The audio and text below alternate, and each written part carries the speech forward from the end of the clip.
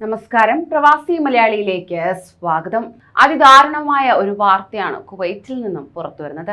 നാട്ടിലേക്ക് വരാൻ വേണ്ടി കാത്തിരുന്ന പ്രവാസി മരിച്ചു. നാട്ടിലേക്ക് വരാൻ വേണ്ടി ടിക്കറ്റ് എടുത്ത് കാത്തിരിക്കുന്നതിനിടയിലാണ് തൃശൂർ ഏനാമാവ് റെഗുലേറ്ററിന് സമീപം പണിക്ക വീട്ടിൽ അബ്ദുൽ കലാം കുഴഞ്ഞു വീണ് മരിക്കുന്നത്. 61 വയസ്സായിരുന്നു. ഉടൻ തന്നെ ഇദ്ദേഹത്തെ കുവൈറ്റ് ആശുപത്രിയിൽ പ്രവേശിപ്പിച്ചെങ്കിലും ജീവൻ രക്ഷിക്കാൻ കഴിഞ്ഞില്ല.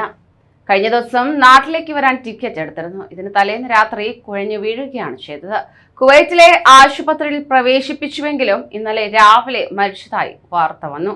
15 വർഷമായി കുവൈറ്റിൽ മുസ്തഫ കരാമ കമ്പനിയിലെ ജീവനക്കാരനാണ്. അബ്ദുൽ കലാമിന്റെ മൃതദേഹം നാട്ടിലെത്തിച്ച് ഖബറടക്കും. ഭാര്യ ഷംസിയ, മകൾ ആയിഷ. അതേസമയം കുവൈറ്റിൽ 90 ഓൺലൈൻ മാധ്യമങ്ങളുടെ ലൈസൻസ് അധികൃതർ റദ്ദാക്കിയതായി റിപ്പോർട്ട്. കഴിഞ്ഞ 2 ആഴ്ച ഇതുമായി ബന്ധപ്പെട്ട് സൂക്ഷ്മ പരിശോധന നടത്തിയിരുന്നു.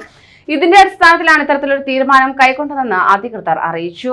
73 സ്ഥാപനങ്ങൾക്കെതിരെ പ്രോസിക്യൂഷൻ ശക്തമായ നടപടി സ്വീകരിച്ചിട്ടുമുണ്ട്. മാധ്യമങ്ങളുടെ നിയമലംഘനം നിരീക്ഷിക്കാൻ ശക്തമായ നടപടിയാണ് സ്വീകരിക്കുന്നത്.